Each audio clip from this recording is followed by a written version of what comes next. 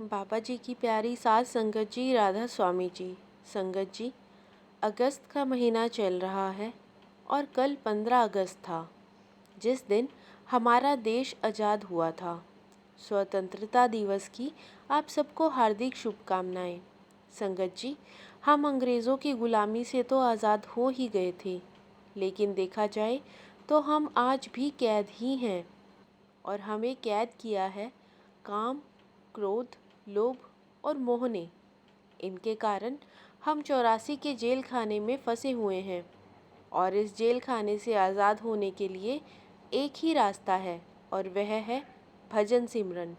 संगत जी, अभी बाबा जी इंग्लैंड गए हुए हैं और इसके बाद जल्दी बाबा जी वापस हिंदुस्तान लौट आएंगे और अगले 4 महीने तक हिंदुस्तान में ही सत्संग होगा। संगत जी, आज जो साखी आपको सुनाने जा रही हूँ वह सुनने के बाद आप में से कई लोगों का जीवन बदलने वाला है। संगत से मेरी विनती है कि वीडियो को पूरा सुनें और चैनल को सब्सक्राइब ज़रूर करें। संगत जी, राधा स्वामी संत मत की जब शुरुआत हुई थी तब संगत बहुत कम थी, लेकिन अब संगत इतनी ज़्यादा है कि देश विदेश में भी सत्संग घर बना दिए गए हैं और बाबा जी वहाँ जाकर संगत को दर्शन देते हैं और सत्संग करते हैं। ऐसे ही एक संगत में से एक थे लखनऊ के रहने वाले सुरेश। सुरेश जी ने अपनी शादी के बहुत पहले ही बाबा जी से नामदान ले लिया था। सुरेश जी के माता पिता शुरू से ही सत्संगी थे और उनके दादा दादी भी सत्संगी थे, और जब घर के सभी बड़े ही सत्संगी हों तब बच्चों पर भी इस सब का असर पड़ने लग जाता है। और ऐसे ही सुरेश जी के साथ भी हुआ। वह बचपन से अपने घर के माहौल को देखकर काफ़ी प्रभावित थे। अपने माता पिता और दादा दादी के साथ सत्संग पर जाते थे और वहाँ सेवा भी करते थे, और बाबा जी की तरफ ध्यान होने के कारण सुरेश जी ने नामदान भी ले लिया। उनके घर के हालात पहले कुछ अच्छे नहीं थे। बहुत मुश्किल से उनके घर का गुजारा चल रहा था, लेकिन जैसे जैसे सुरेश जी ने भजन सिमरन करना शुरू किया वैसे ही उनके काम में तरक्की होनी शुरू हो गई और इन्होंने जल्द ही अपना कपड़े का व्यापार शुरू कर लिया। अब उनके घर के हालात पहले से बहुत अच्छे हो गए थे। लेकिन अगर किसी सत्संगी के जीवन में ऐसे बदलाव आए तो बाबा जी कहते हैं कि यह एक तरह का जाल है जिसमें काल हमें फंसाने की कोशिश करता है। काल को लगता है कि अब यह रूह हाथ से निकल जाएगी, इसलिए उसे व्यापार में तरक्की देकर इतना पैसा देता है कि उसका ध्यान अपने व्यापार और पैसे में ही लग जाए और वह सद्गुरु की तरफ से ध्यान हटा ले। बाबा जी कहते हैं कि ऐसे वक्त में हमें अपने भजन सिमरन को और भी ज़्यादा बढ़ा देना चाहिए। भजन सिमरन के वक्त को दुगना करने से हमें सब कामों में तरक्की मिलने के साथ साथ रूहानियत में भी तरक्की मिलनी शुरू हो जाती है। लेकिन यह कहने में जितना आसान लगता है उतना आसान होता नहीं है, क्योंकि हम जैसे आम लोग काल के उस जाल में बड़ी आसानी से फंस जाते हैं। और ऐसे ही इन सुरेश जी के साथ भी हुआ। जैसे जैसे व्यापार में इनकी तरक्की मिलती गई, इन्होंने अपने व्यापार को और ज़्यादा फैलाना शुरू कर दिया। अब हाल ऐसा हो गया कि यह भजन सिमरन के लिए थोड़ा भी वक्त नहीं निकाल पा रहे थे, और सत्संग पर गए तो उन्हें अरसा हो चुका था। और काल ने ऐसा जाल फैलाना शुरू किया कि जो भी व्यापार शुरू करते उसमें इन्हें बहुत ज़्यादा तरक्की मिलनी शुरू हो जाती। पैसा कमाने में इनका हाल ऐसा हो गया कि इन्हें खाना खाने का वक्त भी नहीं मिलता था। व्यापार बढ़ने के कारण इन्होंने अपने परिवार को भी अपने साथ मिला लिया और उन्हें भी व्यापार की तरफ व्यस्त कर दिया। उनकी पत्नी और उनके पिता इनका व्यापार में पूरा साथ देने लगे।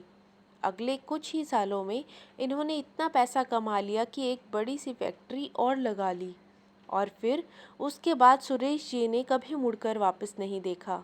अब तो इनका हाल ऐसा हो चुका था कि यह बाबा जी के स्वरूप के आगे हाथ जोड़ना भी भूल जाते थे। उनकी दिनचर्या ऐसी थी कि यह बहुत लेट घर आते और सुबह जल्दी काम पर निकल जाते, जिस कारण भजन सिमरन के लिए तो 5 मिनट भी निकालना नामुमकिन हो गया था। और काल ने जो जाल बिछाया था उसमें यह पूरी तरह फंस चुके थे। और काल ने सुरेश जी के साथ साथ उनके पूरे परिवार के लिए भी जाल बिछाना शुरू कर दिया।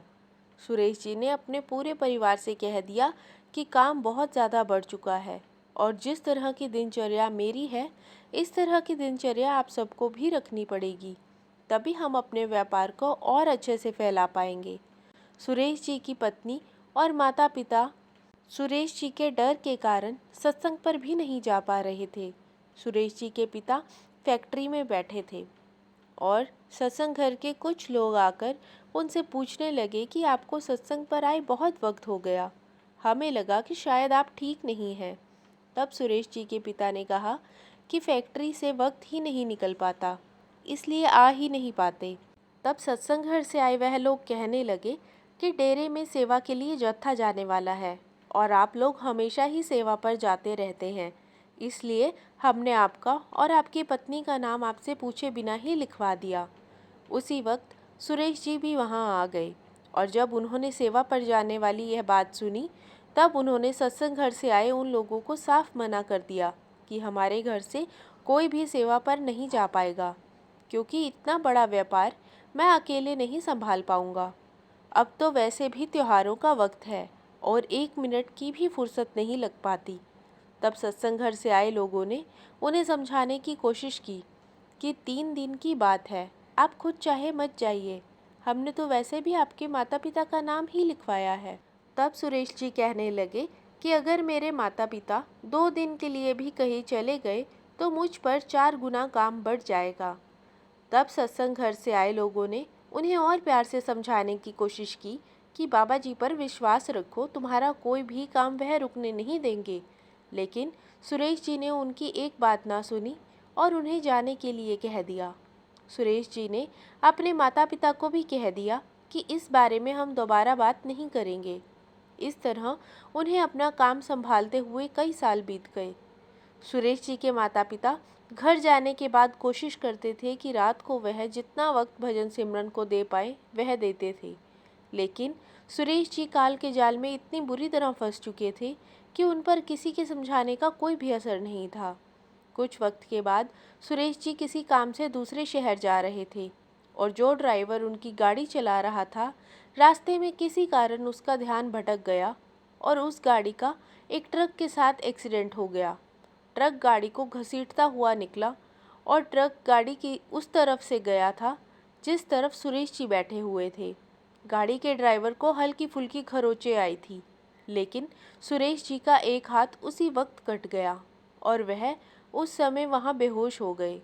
काफ़ी लोग आसपास इकट्ठा हो गए और सुरेश जी को अस्पताल पहुंचाया गया।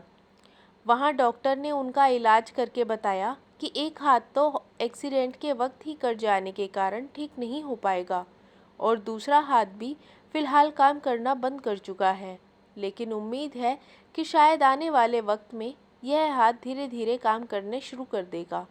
सुरेश जी खुद को अपाहिज की तरह समझने लग चुके थे और अब वह इस हालत में अपने घर पर ही रहने लगे और हर वक्त रोते और तड़पते रहते और अपनी ऐसी हालत का जिम्मेदार वह बाबा जी को ठहरा देते और कहते कि मैंने तो आपसे नामदान भी लिया हुआ है, फिर भी आपने मेरी संभाल नहीं की और मेरी यह हालत हो गई।